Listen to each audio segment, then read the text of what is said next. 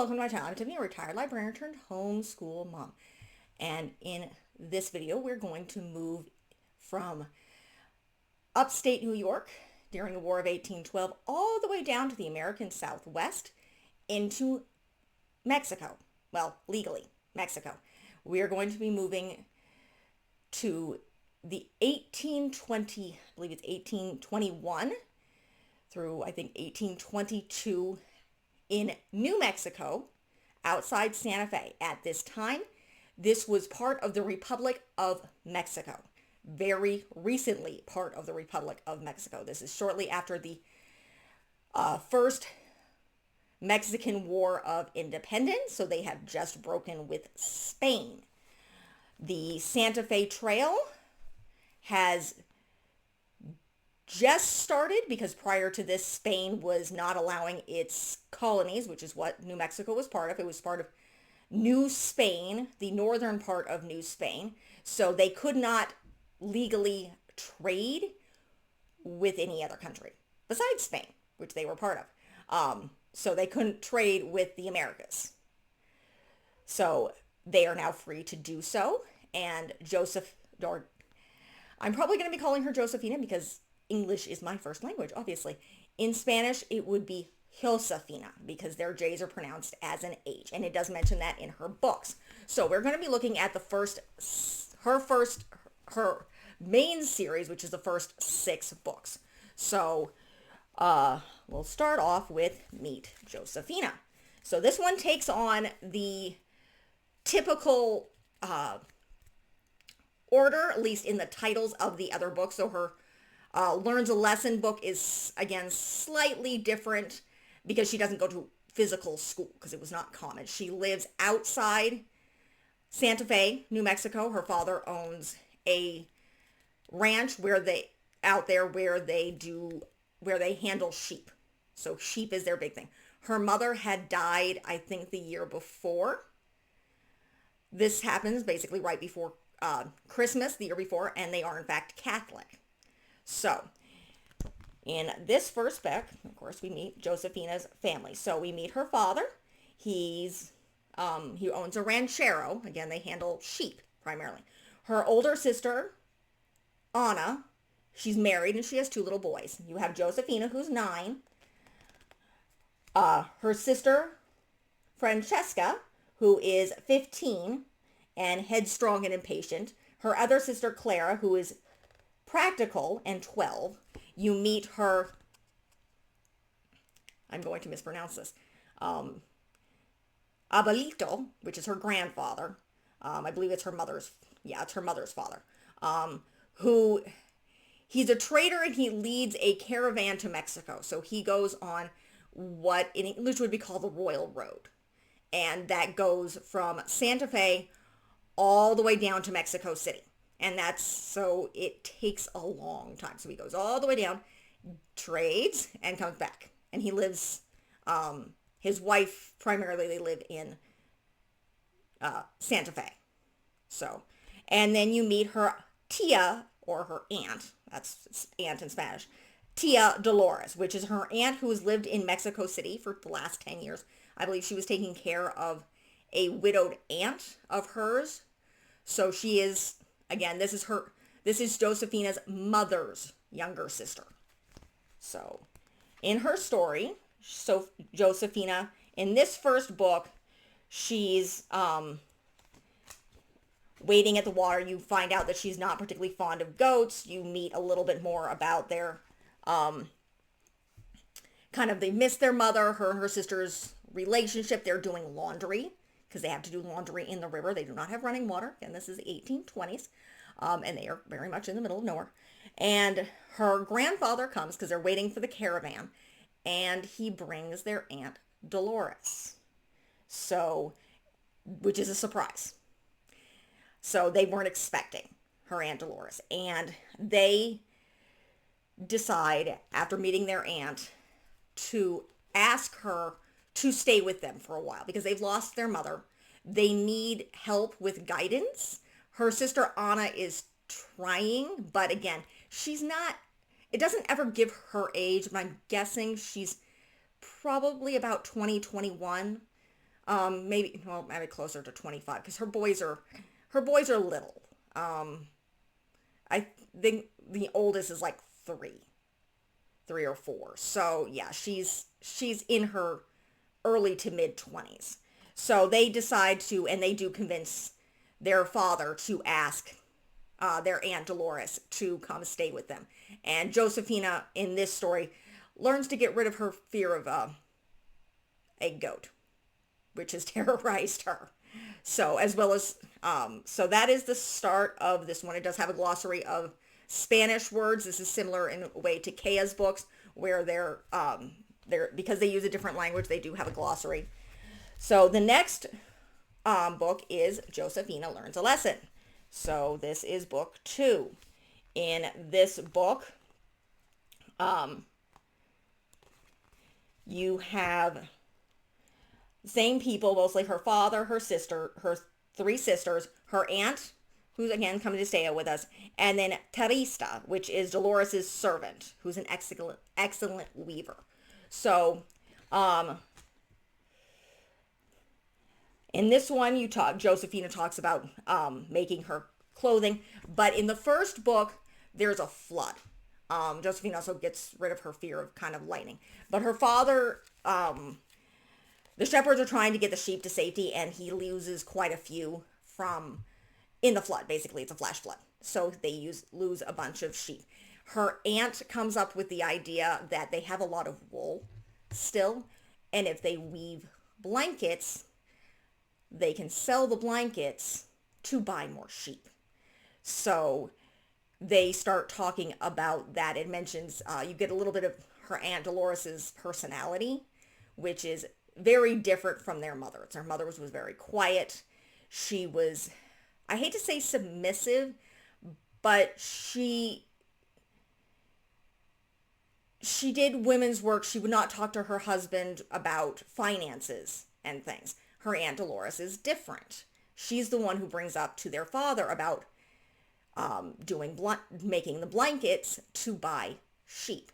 And she also convinces him to let her have her servant teach Josafina how to weave on a hanging loom. So, because the other big looms would be too difficult for Josafina, because again, she's only 9 years old. So they come up with this idea that they should do this. And it also talks a little bit about how one of her sisters, particularly Clara, she's having a hard time because she feels like her aunt is taking over. And again, they're still mourning their mother. It's been less than a year. So that is really what she does. And I don't know if it does mention that their aunt wants to teach them to read, I believe. I can't remember because that's showing her the books. So, and she has to, I think maybe it's in this book where they lose the sheep. And Josafina has to learn about the sheep. Yes. And yeah, this is where her sister, I think she has to work with her. I think this is the book where she works with her sister. Sometimes these books blend, particularly when I read them one after the other. So yes, it does talk about her aunt teaching them to read and write. And she convinces her sister, I think actually it's not Clara in this one, I think it's Francesca, that reading is a good thing because why their mother didn't know how to read or write, it's a way for them to keep their mother's memory alive because they can write down the things they remember about her. And they can read some of the songs that she sang, because I think her aunt has a book that has one of the songs their mother sang to them, so they don't have to forget it, because I know they were talking about forgetting some of it. So she convinces her sisters that this is a good thing, and it's not about forgetting their mother. It can still be a part of their mother, and that runs through the book series a little bit. Then we move into Josafina's Surprise. This is, again, the Christmas story. The church plays a big part in these books, just because the Catholic Church was a huge part of the lives of the people of Mexico. I do believe it still is. and Spain. And again, they're Catholics. So in this book, they talk about specifically a doll by the name of Nina, which is, I think it's little girl in Spanish. It was a doll I think their mother made, or their grandmother made. That was a tradition of their family that it was passed from sister, or their mother made it for their oldest sister, Anna, and their mother would make a new dress for it every year. And at the time, it's in Clara's hands, and it should have been passed down to Josafina the year before, but because their mother had died, they kind of forgot a bunch of things. So, and Clara doesn't remember where she's at. Though, of course, Josafina finds that her sister's just not ready to give up the doll because it's a part of their mother. So again, that's a big thing. And they talk a lot about the church and sewing, and they talk about a specific type of needlework, which I don't know much about. We'll get there. On Wednesday, after you guys see this, I'm being filming this. This is literally the 1st of February. I do have a book specifically on that type of weaving that I will review. So I'll talk about that in Wednesday's video. I haven't even looked at the book, let alone filmed it yet. So, and I can't pronounce it. It starts with a C. So they talk about that because their mother was very good at it. And one of the, I think, the Christmas table runners that they had for the church was ruined by the flood. And they have to fix it. And her sister Clara is very good at this very specific type of embroidery. And so they're able to fix it. And again, this story revolves around, again, Christmas traditions and her sister eventually making a dress and turning for the doll and passing it down to Josafina and saying, I did need her, but I don't anymore. So she passes the doll down to Josafina. So that is the Christmas story. So the next story is Happy Birthday, Josafina. So these stories actually is jumping. Maybe not, no. Sorry, for some reason I said I cannot read things. These stories take place in not 1921 because the the Mexican Revolution happens in 1822. These are in 1824. Sorry. So again, back to Happy Birthday, Josafina. The writing is in red on a red background. You can barely see it, so I misread things. So moving on to Happy Birthday, Josafina. So in this book, we also meet their father's sister, which is also her Tia Magdalena, who's a respected healer, and Mariana, who's Josafina's friend who lives in the nearby Indian pueblo. So they're still actively trading with the natives there. So Josafina goes with her father to sell blankets. She read how one of the, in fact, sorry about that. That's a cut. Let's get back to this. My daughter was interrupting, wanting to do schoolwork on a Sunday. 6-year-olds are weird. But the goat that she was afraid of gives birth and unfortunately dies. And then, she nurses the baby back to health. So she has the little lamb. And then she wants to be a healer, but she accidentally breaks this apothecary jar that had been passed down to healers in the family, and she thinks her aunt is mad at her, and she has to learn to be a little bit better. So, and that's second chances. So she just kind of has to learn to have more hope. So that's kind of the point of this story. And then they talk about, they do evidence of her playing with her friend with the pueblo and learning different things. Oh yes, and this is what it is. Her friend gets bit by a snake, and by a rattlesnake, and she's able to be calm and get her friend home, but she also uses a specific plant that's able to help with it. Now, obviously, it's very likely that what actually would have happened is the snake bit her, but it was a venomless bite, which rattlesnakes do in fact do. They want to save their venom for things they want to eat, not you as a person. We are far too big for them to eat. So they're not going to waste venom that they have to take energy to make on us. So it was most likely just a puncture wound and a venomless bite. But again, they treat it and she's able to save her friend. And that's how she kind of learns the trust back. And that is, and I do believe, yeah, her father gives her something that had belonged to her mother, which I believe is a fan. So, and that is the end of that story. So that's Josafina's birthday. And then we have, wrong book. Josafina saves the day. So then this story is our introduction to the Santa Fe Trail. So this is when they first start trading with the Americans. So they go to the big city of Santa Fe. And in this book, you also finally meet her grandmother, which is Albuta. I'm mispronouncing that. Her grandmother very much favors tradition. So, which is kind of interesting because her grandfather most certainly does not. And then you meet a man by the name of Patrick O'Toole, who's a scout for the American wagon train that's traveling on the Santa Fe Trail. So Josafina meets him in the beginning. She's playing her flute, and he comes up to her. She's outside her grandparents' home. And her father makes a deal with him and turns over the blankets so he can sell them for him to the Americans. So, and they trust him. I think they turn over another blanket in order to buy his violin for their father. And at first,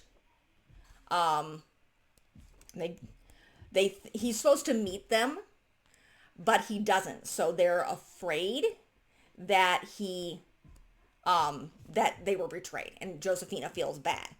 But then they find a note that basically tells them to, in pictures, because he doesn't write in Spanish and they can't read English. So hopefully you're not hearing my screaming child. But they go and they find the note. He leaves it with a picture of the church. So they go to the church and they find the violin.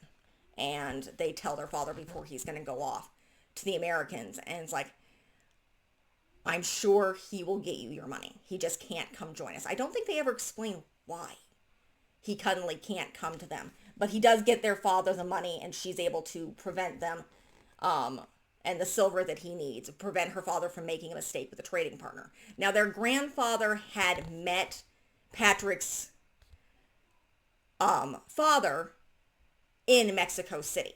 So that's why Patrick was coming to see their grandfather.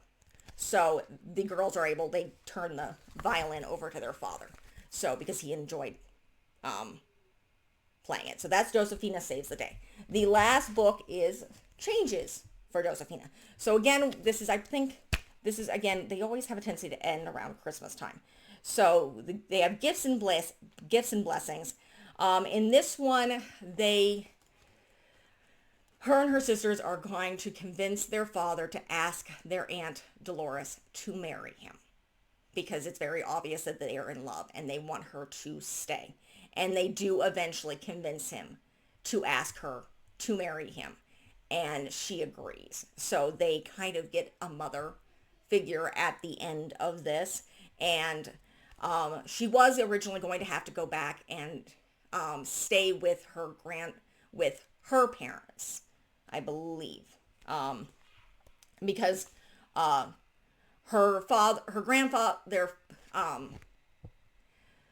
their grandfather was going to be going with the wagon train to Missouri, and her grandmother needed to have help. So they end up convincing their father that Anna and her husband, Tomas, and their two boys can go and live in Santa Fe and help their grandmother. And so their Aunt Dolores will agree to stay because she won't have to. And so that's kind of what ends up happening. So they're able to convince their father to propose to their aunt. And she agrees to marry them.